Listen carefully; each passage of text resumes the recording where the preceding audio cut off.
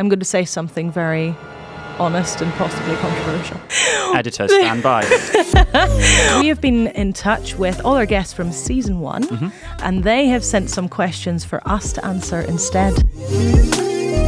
What love language do you need me to show right now? How have you been stretched through this experience? Did you ever have to kick each other under the table during the episode? What is our goal as a couple in our relationship? It was a very simple but a very powerful statement. This is recorded and will be forever held against you. The definition of couple goals to me now, after doing the podcast, has changed to...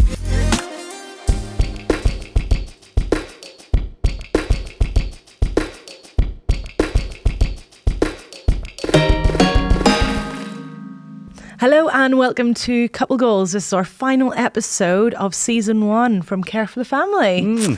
And we're so excited that you have followed along with us throughout season 1. And as we've chatted to couples, we've heard their stories, and we hope you find lots of little gems of wisdom to apply to your relationship along the way. So I'm LJ. I'm Luke, and please don't forget to share, follow, like and subscribe all across our social media channels. We are on TikTok, Instagram and YouTube. Just search for Couple Goals Pod to find us.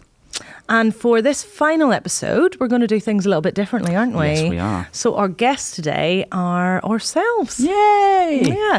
So we've been in touch with our season 1 guests. The tables have been turned, and they've sent in some questions for us to answer instead. Yes, and also please stick around for the second half, because we are going to go through each of the 8 episodes in the past season and pick out some of the top takeaways that we have particularly found useful, inspiring, helpful, and some things we've actually tried out for ourselves. So please, and are going to try. Yeah. Yes. So please stick around for that. But before we do that, we've got to do some amazing mandatory fun. Yay, which we love these. to do. But we have retired the wheel for this episode. Yes. We're doing things a bit differently, haven't we? We've been given some little questions. Yeah, and we actually don't know what...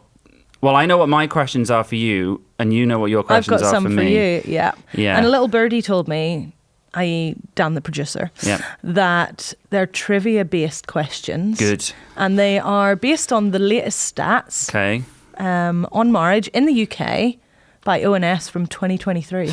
Fun and educational. Yay! Yay! And I'm terrible at trivia, so I'm worried I'm going to lose this. Let's make it interesting as well. Oh, okay. Whoever loses, solo bedtime. Yes. Meaning, put the kids down by yourself. By yourself. Okay. All right, we'll do that. All right, okay. All right, fine. Okay. Right, do you want to go first? Okay. And I genuinely don't know what these are. No, of course you don't. Right, okay. You better not. You better not be peeking. No, I haven't. Okay. What percentage of all marriages took place in January? So this is in 2023. Is this... in the UK. And I no multiple choice. I literally just got to... Oh, yeah, I'll give you multiple choice then. Yeah, guess. Okay. Okay. Right. Option A, 5.1. B, 2.6. C, 0.9. January. I'm going to say 0.9, because I feel like logistically that's a nightmare. Of a month? Of a month to get married. To get married. Yeah, like I don't think many people would choose to do that. Wrong, 2.6. Oh, no. Right, okay. Your turn. That right? Is that the wrong pile? That's your loser pile. That's my loser pile. Okay. Right, here we go. I don't have much hope that I'm going to do any better. No. What was the average age of a man getting married? And multiple choice. 34.8 years. 33.2 years. 34.3 years. So 30, oh dear me. 34.8, 33.2, really easy numbers to remember. 34.3. So I'm assuming it's either... Good luck remembering that. I don't know. Either A or C, because they're very close. But then they could just be red herrings trying to take me away from B. Oh, let's just go A. So 34.8? Yeah. You are correct. Yes! So you keep that. So Okay. Losers pile. go here and we keep the winners. Okay. Okay, system. Right. Your Go on turn. then. All right.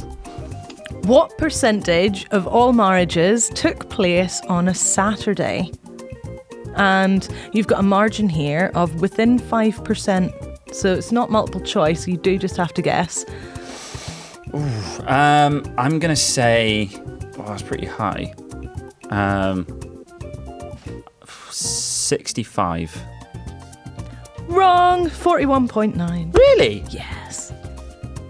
That's a lot of midweek marriages. Yeah, I suppose it could be a Friday or a Sunday as well. People don't care about other people's plans. Okay, No. fine. All right, fine.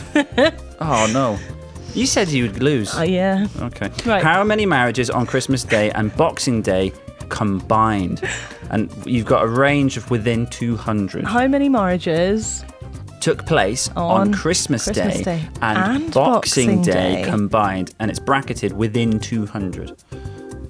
Oh, and it's just complete Yeah, guess. you just got no multiple choice. Oh, I'm Yeah. allowed within 200. Yeah. Okay, for 2023. Oh, surely it couldn't have been... Oh no, there probably was quite a lot actually. Christmas weddings are becoming more popular, I think. Right. And they know everybody's going to be off, but then they could be ruining people's Christmases by taking them to their wedding, Yep. couldn't they? But people are getting So inherently how many more selfish. people are being selfish? That's the real question. Oh, let's just say 500. 500. 2. 2! Literally Oh, 2. it was very few. One on each day. I know. Oh, see that bracket at 200 threw me. Yep, I know. Wow. Yeah, it's a sneaky addition to the question. Sneaky Dan. Right, come on, keep going. Bear with us, everybody. Which was the most popular day to get married in 2023? The 2nd of September, Christmas Eve, or May 27th, which was a bank holiday Saturday? Which one? Probably May 27th. Wrong. Oh, for goodness sake. 2nd of September was the most That was my popular. second option, yeah. You should know that. I should know that. You should know that. Yeah. There's more weddings happening in the autumn these days. That's true. That is true. Okay, right. Right, come on. Which location had the most marriages? And you do get multiple choice. Okay. I'm assuming this is England. Southwest, Southeast, or London? So which location had the most marriages? Southwest, Southeast, or London? I think this is a sneaky one because I think it will probably be Cotswolds way. Which isn't So I any of think- these things, Or like south. isn't it? That's not Well, how Southwest. big of an area are you going for? Well, you're Irish and I'm Welsh, so how good's we your haven't a clue. Yeah.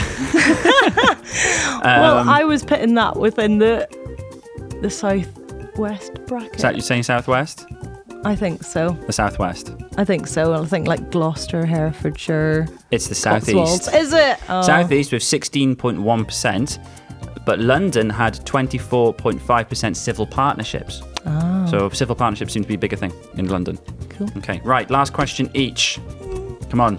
I mean, I've lost. I don't know. well, no, If unless I only get- you've got a chance. No, I could get this right. Okay. And then we draw, and then what, we fight? Oh, well, this is Go on. quite good. You've got a true or false one, so you've got 50-50 shot here. Okay. 2023 saw the third highest average age for women getting married. Understand that. True or, is it a true or false? True or false? I'm glad it's true or false. I'm going to say true. False. Loser. I mean, I've lost, but all Right, right. go on, last one. Let's see how much you win by. True or false? Okay. There were 420,785 marriages and civil partnerships in the UK in 2023. Let's say true. You are false. Oh. It was actually 231,949. But that doesn't matter because I won. But you won. So basically, So you will continue doing solo yeah, nothing bedtime. changes then. So I continue to do solo bedtime. There you go. Wow. There we go. Hard fought Woohoo. battle there. I definitely thought I was going to lose that. So I'm as surprised as you are There you go. that I won a trivia game. Well done. Woohoo! Thank you for that. No Painful problem. experience, Dan. Right, but we have more questions. Yes, so earlier on we mentioned that our guests from season 1 Yep. have sent in some questions for us to answer. So we've got a little pile of these now Okay. that we can take in turns. Let's share. Yeah, let's share them. Should we out. share them out? Yeah, I'll deal. There You'll you go. deal. Oh, it's a fair few. Okay, then. And then one. And then a okay, bonus question. one in the middle. Right, I'll go for it. Go on then. So, from a previous guest, Do you leave work at work? Oh. Oh, right. Do you leave work at work? Well, where else can I leave work from? No. Do you leave work at work, or do you find yourselves taking the podcast home and discussing it there? Oh, we 100% discuss the podcast at home. Yes, and we're actually writing up an overtime sheet, aren't we? At the moment. No, That's definitely. very hard to do, though, because we have such interesting conversations with people that we learn from and that we want to implement into our own marriage. So naturally we take it home. Or if we've got an interesting guest coming on the following day, yes, we might end up discussing it. Oh, definitely. Yeah, I think it'd be really hard to not carrying on those discussions. Taking work. Yeah, like we genuinely do it on the way home. Yeah, in the car. A lot of the time in the car. And then at home, we'll often talk about, it was really good what they said there. Yeah. And, but it's nice work. No, it's nice. It doesn't really feel like work when you're enjoying it. Yeah, right. Let's do another one. Okay, that was nice. Nice question. Oh, after hearing so many stories this season, has your definition of couple goals changed at all? Ooh. I would say 100% yes for me. Yeah. I'm going to say something very honest and possibly controversial. But Editor, stand by. When I first heard the name couple goals, I wasn't a big fan of it because in my head, my personal experience of that phrase was, like couple goals and like aspirational perfect couples. Hashtag couple goals. And then I was like, well, we're not that. No, we're not that. We're not that. And also at Care for the Family, we were all about vulnerability, relatability, rawness. Yes. And so now I can see that the meaning of the definition of couple goals to me now after doing the podcast has changed to intentionality within your relationship. Yes. In setting goals together, having those conversations and saying, what do we want to have in our relationship? What is our goal as a couple in our relationship? What kind of marriage do we want to have? Good question. Good question. Good questions. Right. My next question. Do you get nervous before hosting? Yes. Yes. Sometimes. Yeah. Yes. I think for the very first one with John and Sia. Yeah. I felt the nerves that day. And I don't, we're different here though, so I don't get nervous as much as you do. Yeah. But I think for that first one, it's like, oh, right, all the prep and everything else had gone on. You're leading up to the moment. It feels like a big deal in some ways. Yeah. And, you can't help but get butterflies. It's like going onto the stage almost a little bit. Like you're not performing, but it's, you're exposing yourself to a new audience, who you are, you're becoming vulnerable. And you really hope the conversation flows. You hope you don't, mess up, and you want the guests to have a good time. Yeah, and you want them to feel comfortable. Yeah. And you hope you get really good conversations and value out of it. So you can't help but feel a bit nervous. Yeah. Yeah. But I'd say the nerves lessened as the season went on. Yes. As we got used to it a little bit more, eased into it, and we had lovely guests on who were just so encouraging and really kind to us. It's been quite natural, really, isn't it? Yeah, it's been nice. Go on then. Okay. Oh. How has hosting the podcast stretched you both? How have you been stretched through this experience? I suppose it's stretched me in that it's taught me to be a really attentive listener, or to stretch my listening capabilities. Because I am a talker. I am quite gabby. No. I know. Who would have thought it? So it's stretched me in terms of, am I getting the most valuable, not information, but the most value from talking to this couple? Am I listening enough? Am I really hearing what they're saying? And that's really helped me, actually, I think. So hopefully I'm getting better at that. Yeah. How about you? That's How have you been stretched? Yeah, I would say in a similar kind of way that I think my confidence has grown through doing it, but also that I've kind of learned to be a bit more flexible because I'm a planner and you can't plan conversation really. Yeah. I mean, you do your research on who's coming in and you have an idea of the direction you think the conversation will go. Yeah. But at the same time, like you said, you've got to listen to them, and just be very empathetic and be open to listening to their story and seeing where the story goes. Yeah, and I think for us as a couple, I think it stretched us in terms of being willing to be vulnerable ourselves. Yeah. So I think there's been a few occasions where we've shared some stuff from our own relationship and our own families and, things that we can relate to. And I think it's encouraged me to open up a bit more because we're talking to guests and they're being vulnerable and we're asking them to open up and sort of share the highs and lows. So I think it's stretched me in that, no, come on, let's meet them where they're at. Yeah, I've really admired how vulnerable people have been with us. Yes. And that's encouraged me to do the same. Yes. There you go, last right, one. Last question.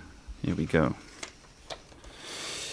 Did you ever have to kick each other under the table during the episodes? Well, this table's got like big solid I can't wide reach feet, him. so it's actually hard to do that. One of the guests kicked me. No, they didn't. I was like, did they? It's just news to me. Yeah, Rob kicked me right in the shins. Yeah, he probably did. No, we've never had to kick each other. There you go. Cool, that's nice. Long may it continue. Yes, long may it continue.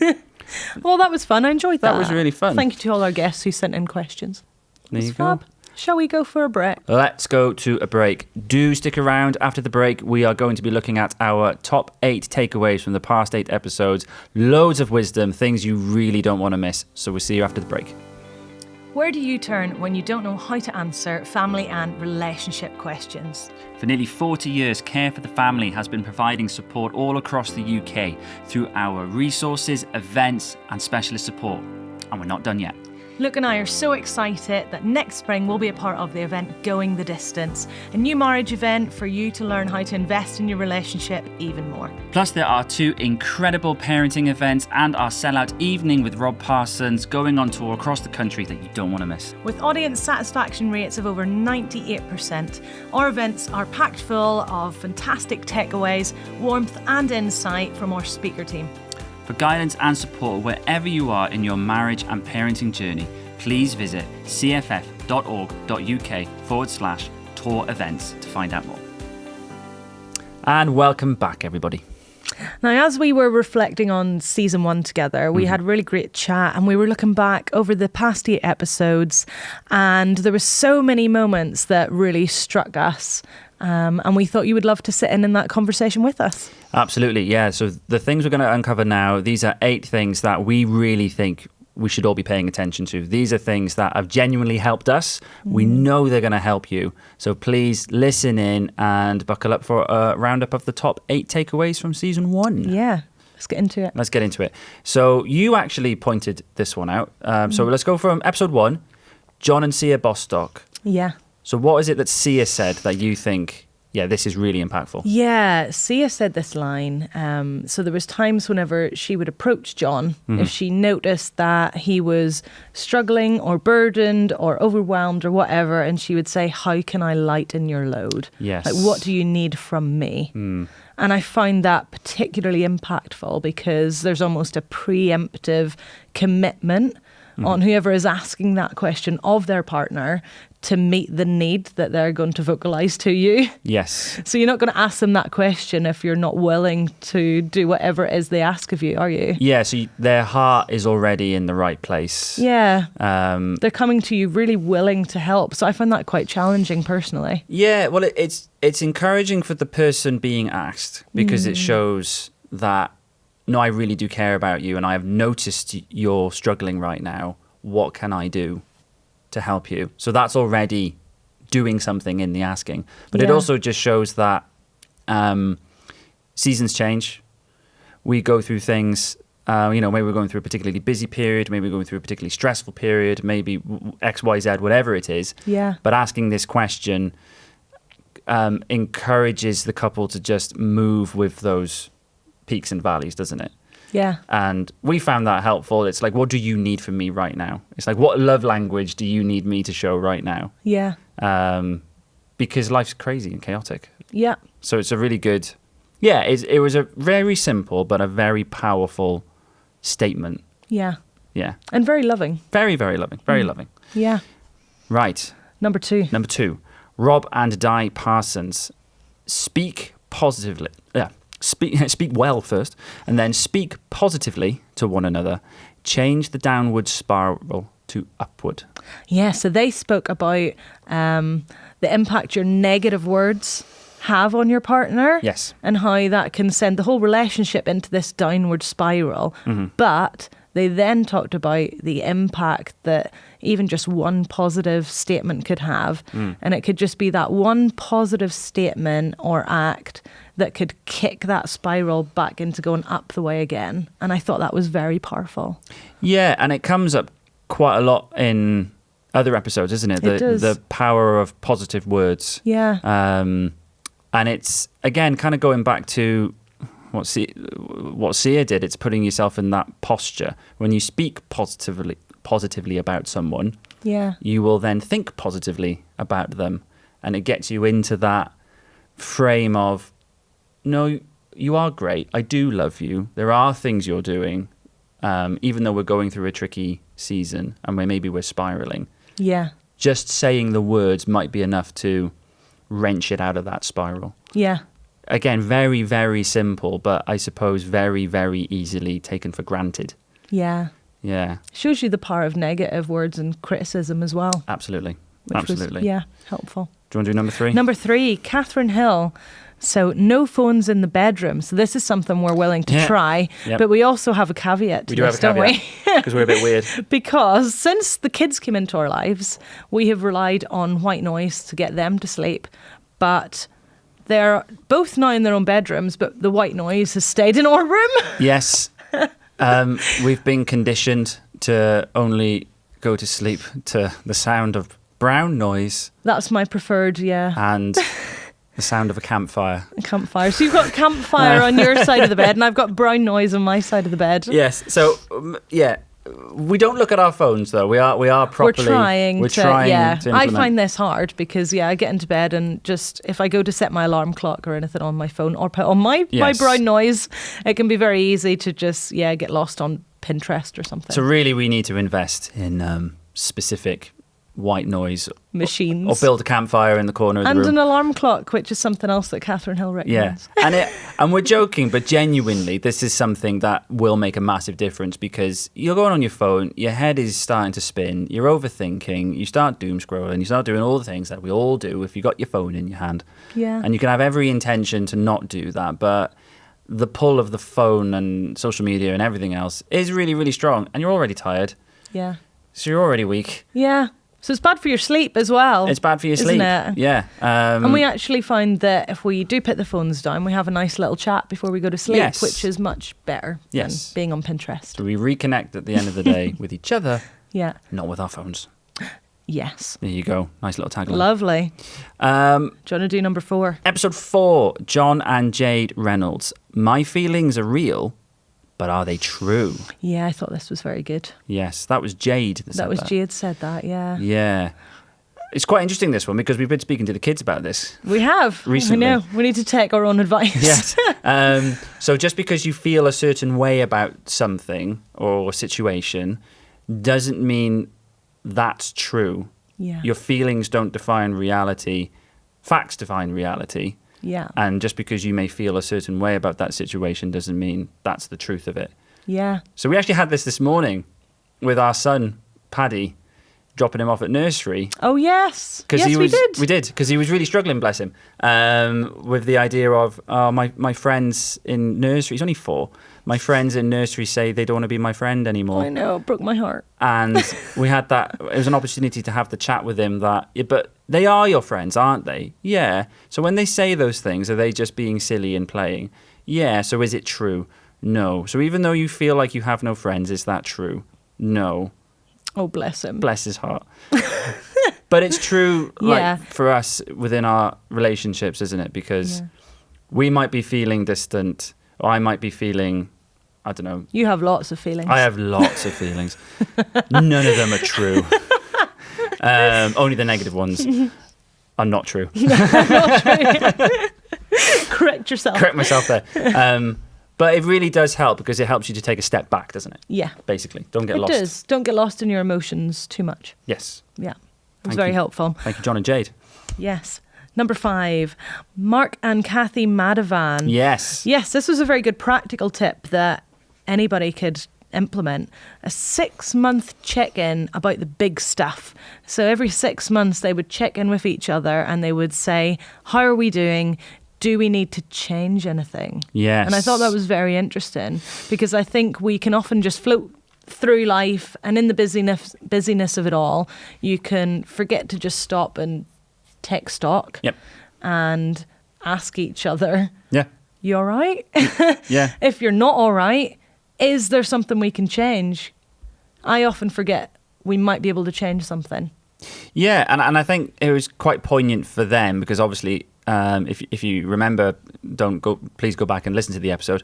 They talk about how his blindness and that's progressively getting worse. They have to have these 6-month check-ins just to see, has the situation changed? Yeah. Do we need to make some changes on a very practical level, but also on a just between them as husband and wife, where are we at? Yeah. So their extreme situation is incredibly applicable to every relationship because like you just said, we can very easily take for granted that we're fine, we're coasting along. When really, actually, this has been playing on my mind for a long time. Or, do you know what? Maybe we need to change how we do things practically here. Yeah. And just put it in the calendar, isn't it? It's a very simple thing. Yeah. Yeah. Yeah. If it goes in the calendar, it has to happen. It has to happen. According to me. I know, I've learned this over the years. So yes, a very, very practical one. Cool. Episode 6, Philip Janadu. Yes. There's this lovely phrase that he quotes in it, which is really poignant and extremely applicable. The first to apologise is the bravest. The first to forgive is the strongest. The first to forget is the happiest. I know, because you can first hear it and think, oh, that's nice, how poetic. There's a poster. Yeah. Yeah. But when you actually think about what is being said there, there's a lot in that. Yeah, it's encouraging you to take the first step in reconciliation, isn't it? Yeah. Because it is hard to apologise. It is. Especially if you're in the mindset of, oh, but I'm right. Yeah, I know.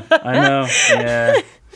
Yeah. But it just sort of really, we keep talking about posture, don't we? It's encouraging you to have a posture of softness towards the other person and realising there is benefit, not just to me and my character, but for us as a couple, to just do the hard thing. We say that a lot at home, the hard thing, don't we?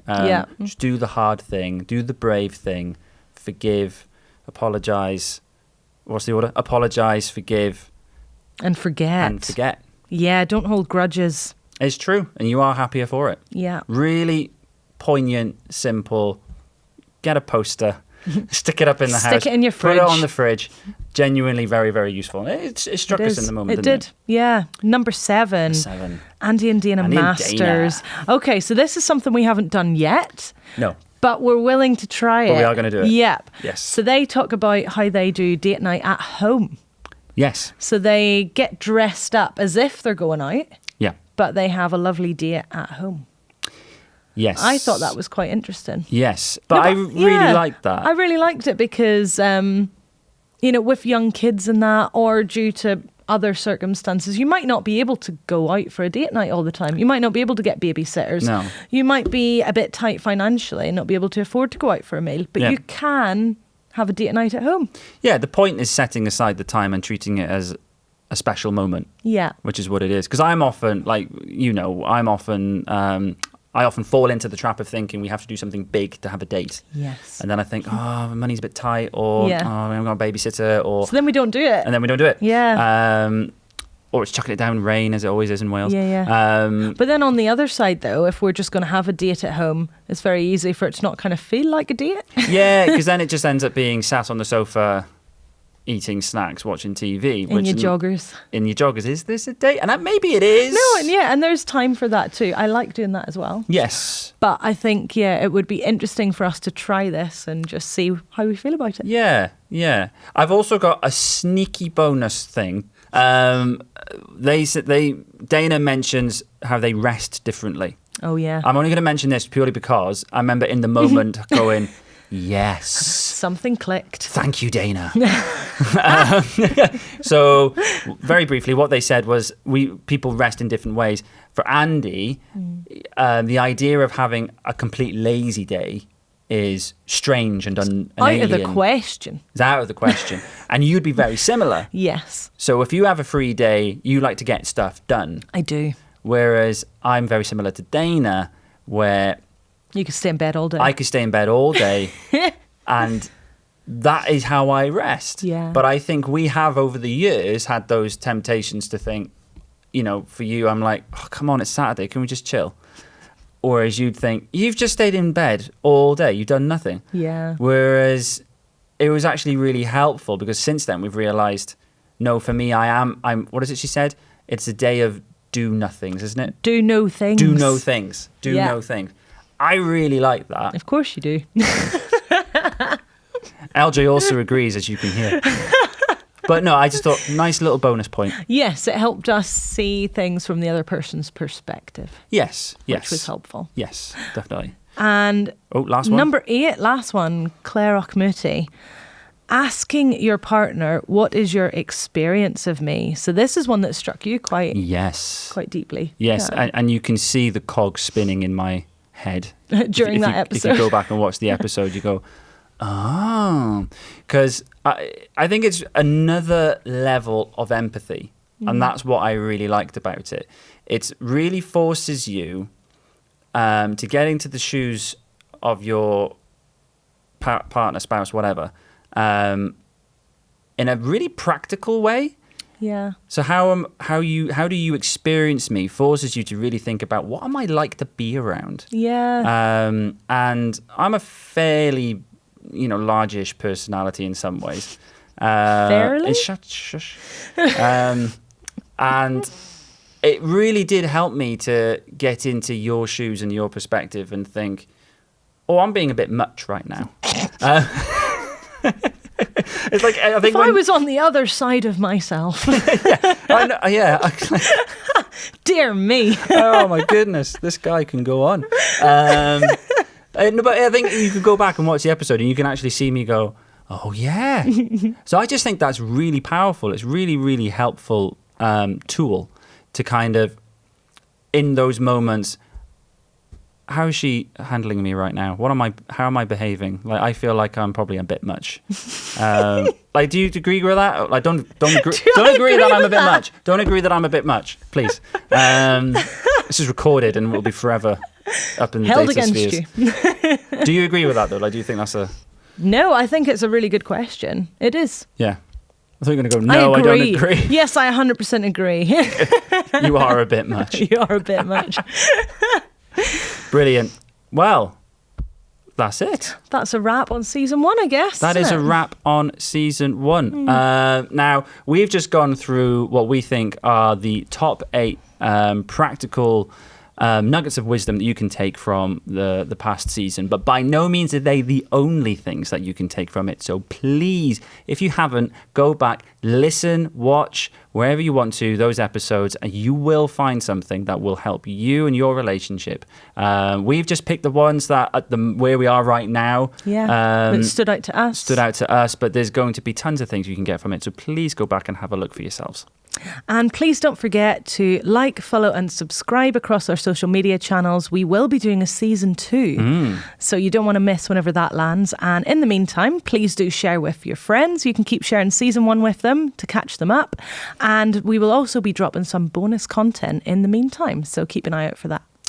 Also, in the springtime, Couple Goals is going to be going on tour with Care for the Family's couples event, Going the Distance. So that's going to be happening in March and April. Spring 26. Spring 26, as we like to say. So I'm going to be there hosting the event alongside our resident experts, Catherine Hill, Philip Janadu and Kathy Madavan. If you want to find out more, book your seats. Go to cff.org.uk/events to get yourself a ticket. Unless you're watching this after the event, in which case I hope you enjoyed the show because you obviously went. Never mind. Never mind. But genuinely, from the bottom of our hearts, we just want to say, from me and LJ, a huge thank you to everybody who has journeyed along with us through this season. This is the first time we've done something like this. It has been such an amazing experience. We've loved talking to all the guests. We've loved learning all these nuggets of wisdom. And it's just been a great treat for us to do this. It's a huge privilege. So we just want to thank you for joining in with us. Yeah, and thank you to everybody who has left comments and sent messages and emails to say that you've been really benefiting from the podcast. Like, that's been so encouraging and just really lovely to read. So thank you for that. We hope you've really enjoyed season 1 of Couple Goals. And we hope you have a great Christmas, and we'll see you in season 2. See you at season 2. Couple Goals was brought to you by Care for the Family. We produce shows, resources and events to help support family life across the UK. And we couldn't do any of that without the generous support of thousands of people just like you. If you've enjoyed this podcast, please consider partnering with us in our mission. If you'd like to do so, just head to cff.org.uk/donate to find out more. Thanks again for being with us, and we'll see you next time.